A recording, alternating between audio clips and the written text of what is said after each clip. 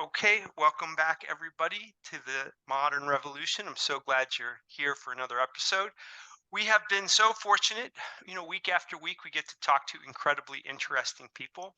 As you know by now, we don't spend a lot of time telling you why they're interesting or going through all their various accomplishments. Instead, we just encourage you to listen to them. And then if you want to learn more about them, we'll tell you all the different ways you can find their books and find their other podcasts. But when we start, we like for you just to have an open mind and listen. And today's no exception. We have an incredible person to talk to, and we have Lieutenant Colonel Jason Pike with us today. Jason, so good to see you. Hey, Peter, thanks for me. I'm honored to be on your podcast, Peter, and you can just call me Jason. Lieutenant Colonel is my retired rank, and I get the pay. I like the pay, but the title, I don't really care about the Lieutenant Colonel, but you can call me Okay. Jason. Okay. Excellent. Excellent. I'm a jujitsu athlete, and I started late in life. And I will jujitsu athletes, when they get a black belt, you call them professor. So I probably be about 65 when I get my black belt, but everybody will call me Professor Pete. All right, So cool. I try to be sensitive. I would only call you. I would address you by your title if you wanted me to. I Okay, cool. appreciate Whatever that. do you like?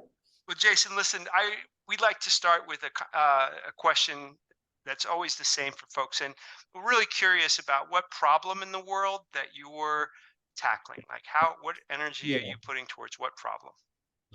Well, right now I'm writing books, and I'm the tackling problem is really storytelling and trying to Okay, get stories out there of human conditions. okay, I've got two books out there. One is A Soldier Against All Odds, which is a wicked, wild, number one best-selling multiple times. And then there's another book that I've got about the Veterans Administration, which is out of the uniform and back into civilian life, and how all the issues and the problems. And I'm working on creativity and books. And hmm I failed the first grade. English and writing are my worst subjects. So okay, go figure that one out, though. okay. Well, that Yeah. hasn't stopped you clearly. I mean, so um, maybe you could frame a little bit about your service itself, because I imagine that as you're writing these books, as a retired lieutenant colonel, you have your military journey. And could you describe that a little bit for us? Yes, in the very beginning, growing up in Georgia and South Carolina, and I was from the southern states, and I really had a problem with academics, and academics were really focused in on my family. I was diagnosed at age 7. I failed the first grade. I was sent to some testing and found out I had some problems learning. Maybe it was intellectually, maybe it was just getting having to get the information. Reading and writing were definitely a struggle. They still are today, but I do get help. And I also had a disease as a kid called the osteomyelitis, which is a bone disease, and Okay. that compromised me physically. So the story of myself and my life was from very type of humble, not many expectations out there. Let's put it that way. Not only on paper that was identified, but by counselors and anecdotes and family and friends. Yeah. Mhm. So from this circumstance of, like, you had some things you had to overcome. I mean, if academics didn't look like you were going to be a natural for it, and now you're a best-selling author several times over, you had some Mhm. physical things that didn't set you up to be the best athlete in the most rugged, probably, body at the beginning, and yet you went into a very physically demanding area. Do you have sort of a natural inclination to, like, be resilient, or was Yeah. that something you put together one time Yeah. at a I think it was resiliency that was built into me. Pain and failure, especially early on in life, has a Mhm. way that sets people up a little differently. And if that Yeah. was if that might have been the only gaining thing we're looking back, is that failure and pain to me were just that's just life. Mhm. It's not a big deal. Like if you went through school and all you got was A's, Yeah. and then when you went to college and you got an F, then that's going to be more traumatic. With Sure. me, I just said, that's just what This is what it, so I was set up differently with resiliency. I feel that way. Okay. I had a father that came from a very, very dirt poor white trash environment. And Okay. he sort of, he said, you just keep trying. And he did well in life, but Yeah. he says, with you, Jason, you got these problems, but just keep trying. This is life. So I had a good father as well. Yeah. Yeah. So that's so remarkable. I mean, because as a child, like it would be easy to capitulate. Like, if a doctor tells you this is something with your body, and then a counselor tells you this is something with your mind, right? These are authorities. These are things that you're supposed to be taking their advice, so to speak. And yet, I appreciate that within the context of a loving family, they told you, hey, you know what? You don't have to accept that. But still, that's a lot of courage as a child to kind of like say, okay, I'm going to trust my own internal compass. And so as you went along, clearly you dealt with each of these situations in a way that serves you well. Did you make the decision to go from, say, high school directly into the military, or did you go from high school into college, or how did Yeah. that work? I was at age 17. I was a junior in high school at the age of 17 because I had failed the first grade. Hmm. And I went into the National Guard. I went into the military in high school, Okay. in my junior level of junior high school, and I went to basic training during the summer of between the junior and the senior year. So I was a Right. soldier. I was Yeah. considered a trained soldier while I was a senior in high school. A lot of people, I never said anything about my intellectual disability or anything. I lied. A good question that I don't know about is, how did you get past the recruiter on the physical and the intellectual levels, because you have to pass tests. And when I was 17, I lied to them about my knee, and so they didn't know. And I just Right. checked the form. I'm good. And then with the intellectual, I don't. I think I See, I went into a reserve force. It was the National Guard. They Hmm. call that the nasty girls or the no goes. These are the less than best people. And so I went into a lesser than best force, and I think they just needed some numbers, and they passed me in. And then eventually, later on, I went on to active duty. Wow. But that was about maybe more like 10 years later. But no, once I went to basic training, it was basic training for me was well, it was hard. It was hard. It was Full Metal Jacket. If you've seen the Okay. movie, it was Sure. definitely. It was Army, but it was Army and not Marines, but it was that same setup like that movie, full of screaming, yelling, cussing.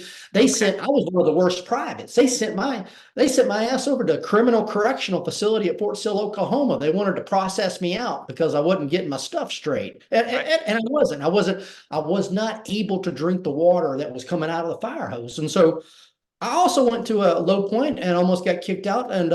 But I did make it, and it built up a whole lot of confidence at the age of, well, newly formed 18-year-old mind. Once I came out of basic training, I thought, you know what? I think I can do about anything. Yeah. And I don't care about the tests. I don't care about what people say. I Yeah. think I can do a whole lot more. So my confidence built up, and I was really quiet because I wasn't on that other side. It was in my mind. I was forming in my mind, Right. newly 18-year-old mind. Yeah. So this is quite a journey, right? From people telling you something contrary to what you want to be, not strong, not smart. You kind of prove that out. You go into basic training. It sounds a little bit similar. Like they were aggressively after you to be different than you were, and you were Mhm. resistant. But then you survive towards that as well. So does it start to? I mean, 18, you're just a kid. I mean, all due respect to my 18-year-olds out there in the world, but I mean, you're a young man at 18. Do, with this confidence, do you feel like you're starting to like guide your own course? Like you starting to pick rather than people pick for you? Are you starting to pick the direction you want to go? Yep, exactly. I said, you know what? I think I'm going to go to college, but I know that I'm not college material. They called it college material, or I'm not college preparatory stuff at all. So I'll just go into a junior college, like a less than best. I am less than best, I thought. So I said, well, I'll have to start again from the bottom. I just find a college, a community college, or anybody that take anybody who was lame, lazy, or crazy. I'll go and learn, start from the bottom Right. and just general math and learn my basics. Well, English was still tough, but and then learn that, and then go and then transfer into another university. So I learned a whole lot of compensation skills regarding academics. Yeah. This is my book, A Soldier Against All Odds, is about the military, but my challenge was academics, and I have a chapter in there on how I Okay. did some of these things to. It wasn't engineering; it was education. Something easy, but I still had to work at it. And Yeah. yeah, so but I did go to the goal of getting a college degree. And all in that mind, in that 18-year-old mind, I was forming, hey, you know what? I can be an officer. I think I could be a good officer better because see, an officer is a manager, and I'm better with managing people than having to, change a light bulb or actually doing a task. My Right. Right. hand-eye coordination, but if I can treat people nice and I can manage. I felt that would be better than me dealing with all the little details of things. And so I started thinking about becoming an officer, and I went through ROTC, Right. and I thought that was very easy. So because of what I went through in basic Sure. training, Yeah. Yeah. and so and then therefore I became an officer in the reserves, the National Guard, the nasty girls, the reserve forces. But I was still sort of like, going along with civilian life as far as, I had part-time jobs and things, but I got fired from jobs and things, but eventually I did go on to active duty service while, from the National Guard. Yeah. But no, it was, I took every amount of training that was possible, I could possibly take along the way and throughout. I felt that I could sort of kick the ass of the learning issue I had. I've got two master's degrees and one bachelor's, but all I did was really like, sometimes you walk into a gym or you walk somewhere and you didn't know that person did not have a hand because they get around so well. I was able to develop techniques and procedures of how to strategize academics and learning and things of that nature through creativity. Yeah. So, I mean, as we go along in your story, as you're in active duty, I imagine, as an officer, your responsibilities involve keeping people safe in very dangerous situations.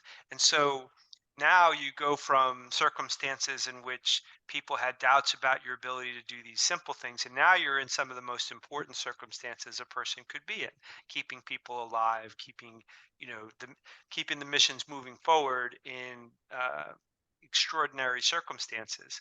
So, what Mhm. did you learn about yourself? I mean, you came out with confidence, but an 18-year-old's confidence thinking they can do something, and a Mhm. 28-year-old's responsibility for people under fire or whatever is the circumstances. That's a very big gap Mhm. in like the reality of those circumstances and the confidence of youth. So, can you tell us a little bit about what that time was like?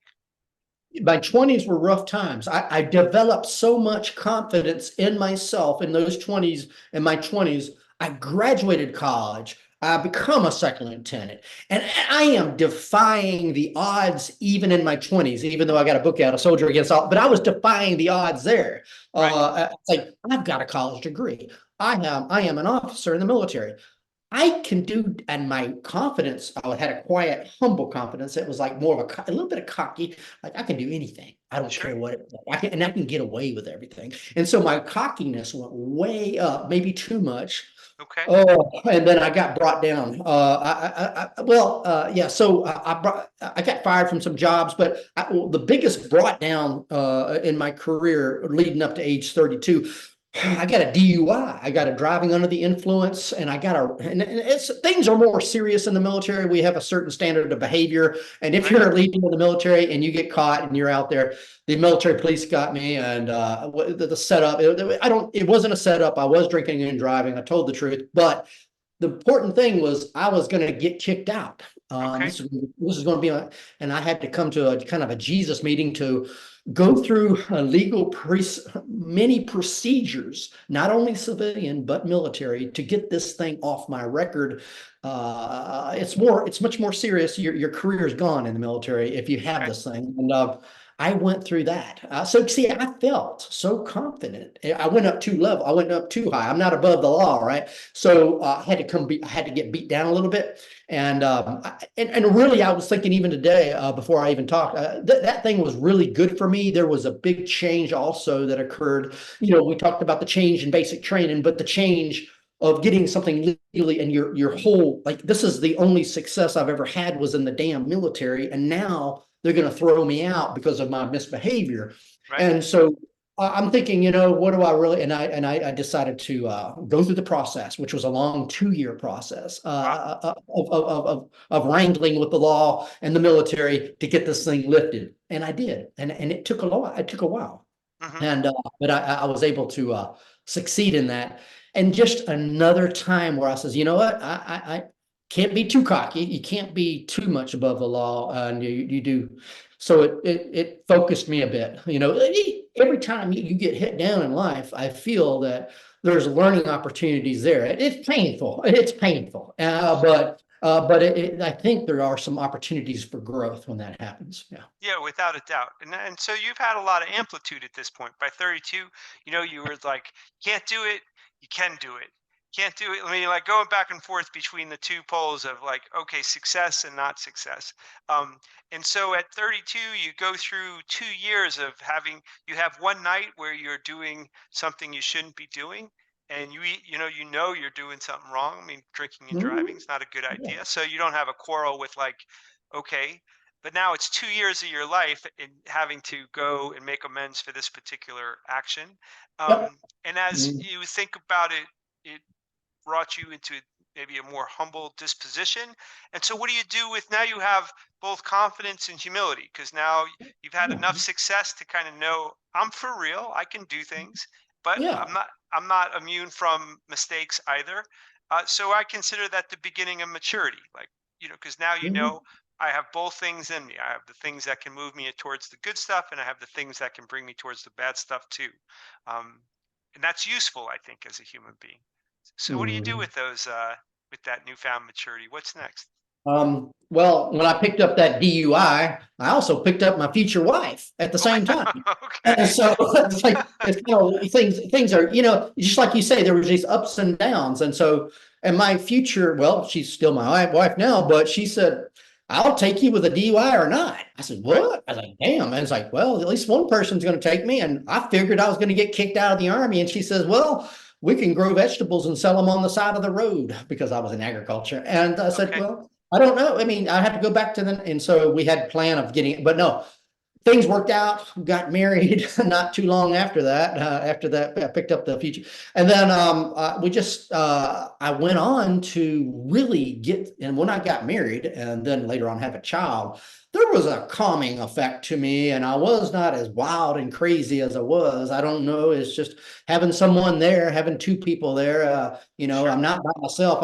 I was single for a long time, yeah, and then I just had a calming effect to me, and I focused a lot more, and I was able, because you had somebody there to help you out and give you moral support, and I started doing really well. I went and got a master's degree, paid for by the Army. I went on to various responsible jobs. I got ranked, and I went through the ranks up to lieutenant colonel.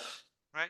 It wasn't all, roses, it wasn't, but it was much, much better than when I was single. I'm not going to say anything's bad about single, but for me, I was reckless. I was a reckless kind of a character. And but when I got married, and really after I had that DUI, I started to become, you know what? I've got to become more serious about some things. I can't take anything for granted that I have in life, in life here, like maybe I have been. I can't just be drinking and driving and just running around all the time. So Yeah. yeah. So when you have become a storyteller in this phase of your life, and you're telling not only your stories, but it sounds like you're telling other people's stories as well.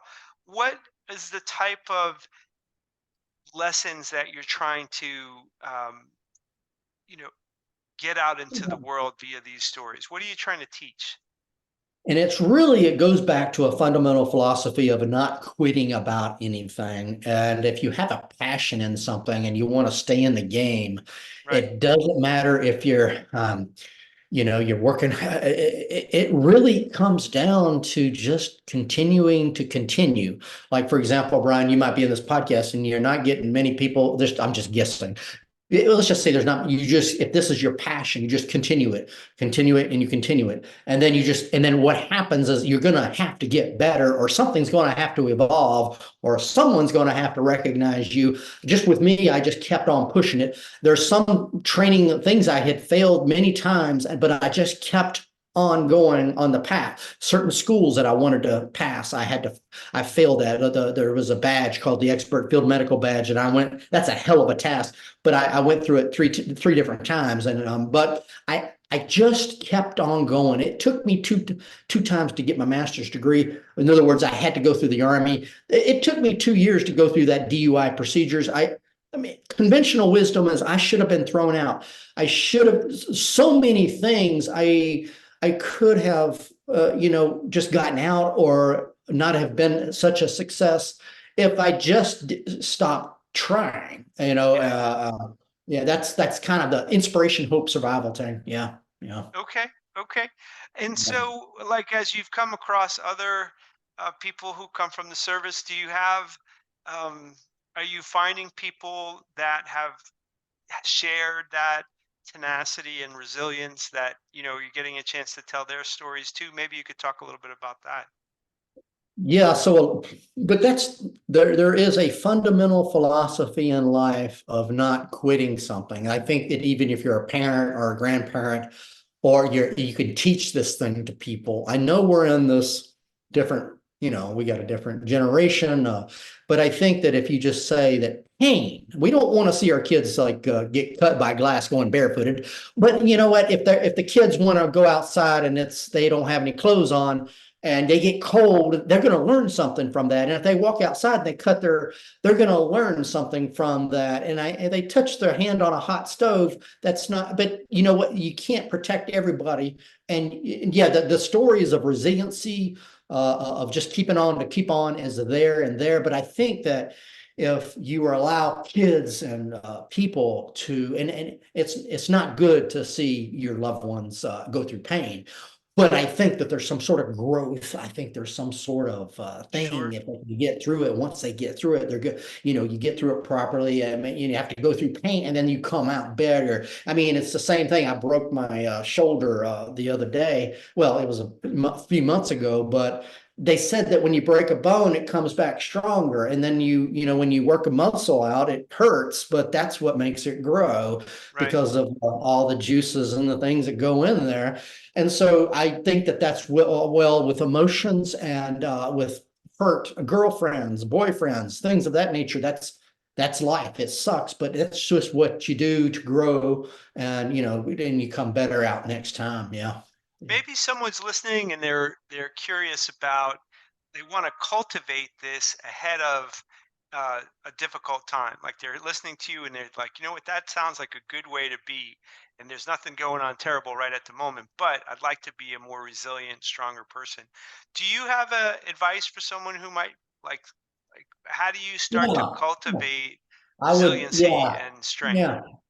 Go out and risk yourself. Like right now on this podcast, I was scared to death to be talking on a podcast like we're talking on now. This is going to be on the web, it's going to be on YouTube. And I was scared about a year ago when I started to think about doing this. I didn't know how to deliver myself.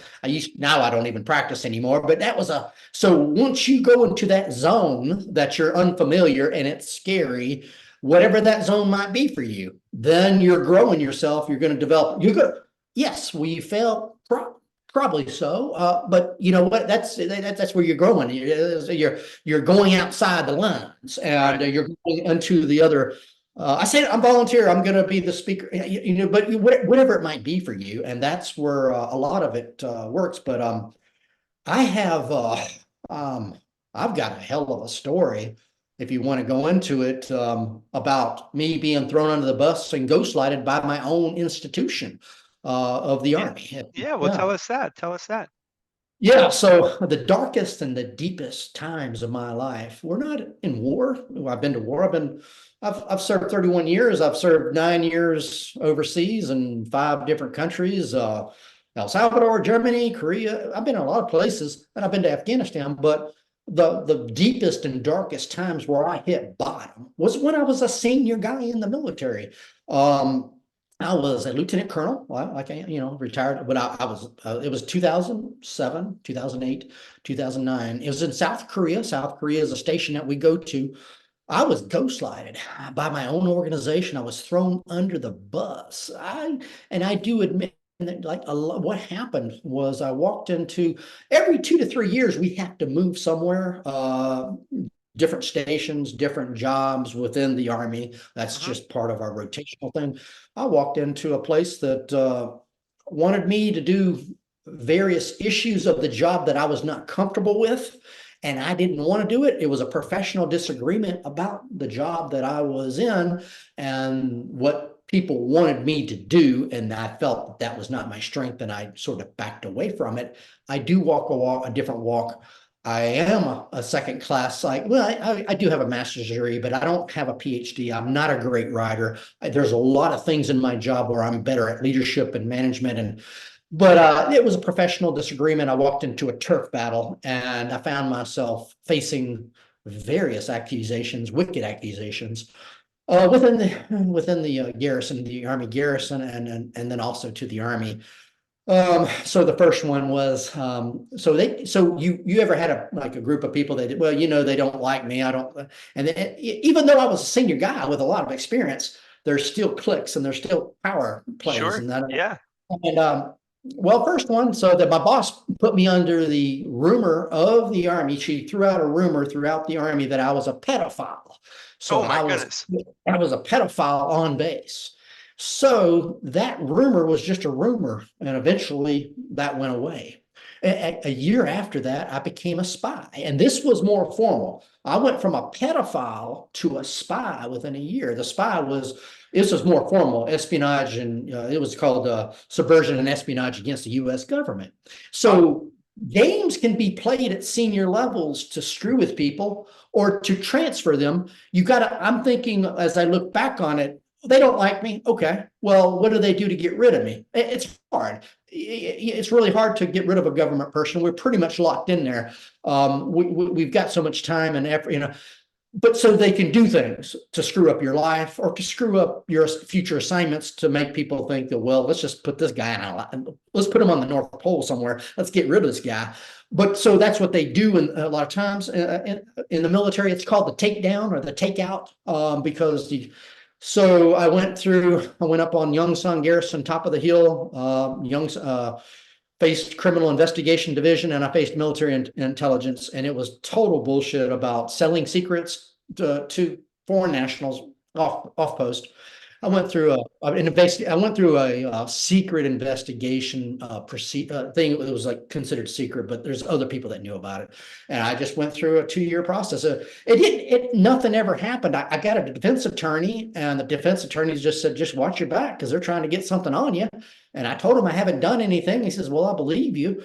And it made my life hell. I had people with boom cameras following me around. I had computer crashes. I had various phone call issues.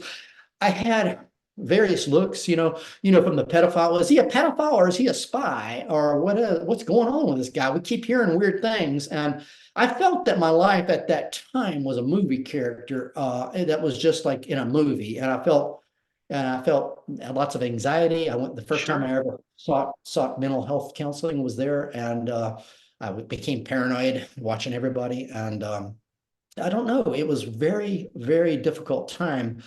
And I felt like I wanted to kill these people after retirement. That's how mad. And it didn't stay for a week or a day. It stayed for years. I Sure. had plans of wanting to go back and do retribution to the people that had done me wrong. I Sure. had to go through lots of counseling to figure out that that's the wrong thing to do. That because if you do that, then you might get in more trouble and the things of that nature. And I had to go through a lot of therapy and war was, when I went to Afghanistan, I was fine. I mean, what I'm saying is like, it wouldn't, but it was easier than, like, sometimes the enemy within around yourself can be much worse than, the actual enemy of the Taliban yeah, I've been bombed at and shot at, but I would go to war any day than to be thrown under the bus Yeah. by the people that are supposed to be sort of, On being your your brother. side. Yeah, on your Yeah, side. yeah, yeah. Yeah, Wow. Well, I mean, there's probably nothing more upsetting that you could be called than a pedophile. I mean, if you're going to pick yeah, the one thing in the world in which, you know, yeah.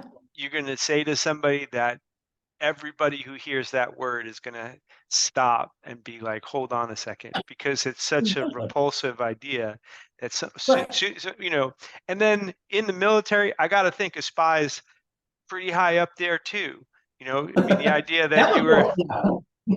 right. That I was mean, more formal. That was more of a formal charge that never yeah, went anywhere. Yeah. So, right. But I'm saying in yeah, terms of like being hated, I mean, yeah.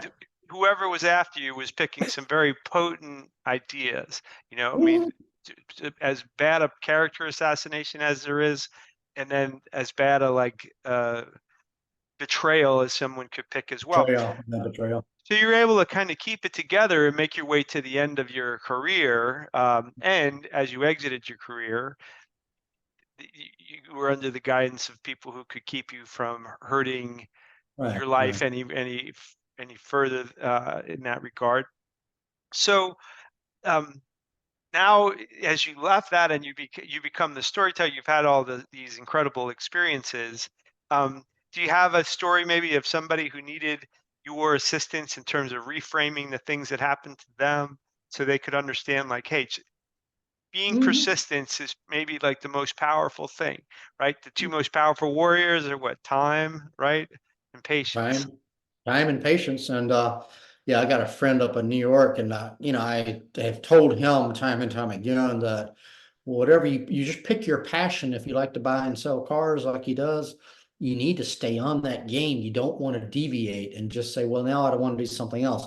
Because when you flip flop around things, I was telling him, you're not really learning what you need to do, or you haven't picked your passion, and you're just flip flopping around and Yeah, are wishy-washy. And I said, just stay on whatever that passion that you feel you have. It's not all going to be roses, and it's not all going to be sunshine, but you just stay on it. And this is hmm, what you think you feel. There's going to be good times and bad times on that path that you have, and you just stay there and let that thing go out, and play that out for a while. I think a long while.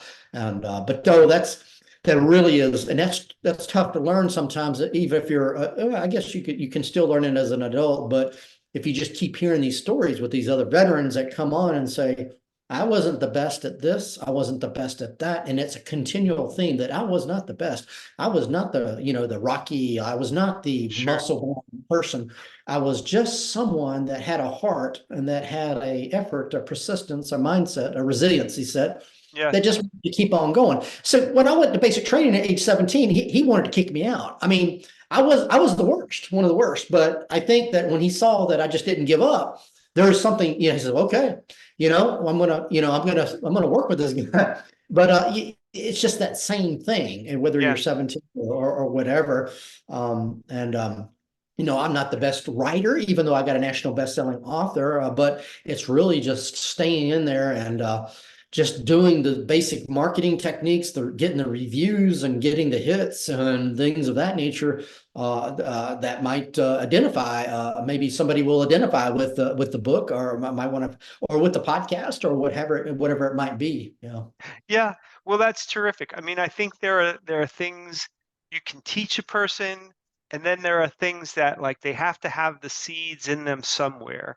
And I think the stick to itiveness, resiliency, there's a certain level of toughness um, that many people don't know they have inside them, but they have to find it if they want to like have the dreams of their life come to fruition. Um, but there's also think some people among us that they can find it and they understand the value of it, and that like in today's influencer culture, I mean, David Goggins might be like the alpha person of like, look, I wasn't skilled, I wasn't naturally gifted. It was my effort and my will, to become the person that I became. That is why I am who I am. And I think that there's a lot to that that idea. Oh Um, yeah. well, let's say someone's listening and they want to read these books, and they want to know where to learn more about you. What should they do? Where can they find A Soldier Against All Odds? And So um, yeah, soldier against all odds and out of the uniform and back into civilian life. That's the veterans benefits process. How to get the veterans benefits, which was a okay, struggle for me. But no, really, jasonpike.org, jasonpike.org. You'll have all my social handles there. You'll see the books. They're on Amazon. But yeah, that's where you're going to find it. I got blog sites and things, but jasonpike.org, you'll find it there on, and it'll link you into Amazon to the books. Yeah. okay. Well, Jason Pike, thank you so much for spending time with us. I mean, I'm grateful that you took time out of the day and talked with us, and to share your story. And I hope that many other people come and learn more about you through your books and your site. Okay, Peter, you have a good one. Take care. Okay, so today's modern revolutionary, Jason Pike, as he said, that there was some anxiety in his life about, before he got used to podcasts and all the rest of it, but he got over that, and he talked about resiliency a lot. So, in addition to learning about him, I hope that you feel encouraged that whatever you want to accomplish, whatever you want to bring to the world, that you feel emboldened to bring your ideas to the world, because the modern revolution needs us all.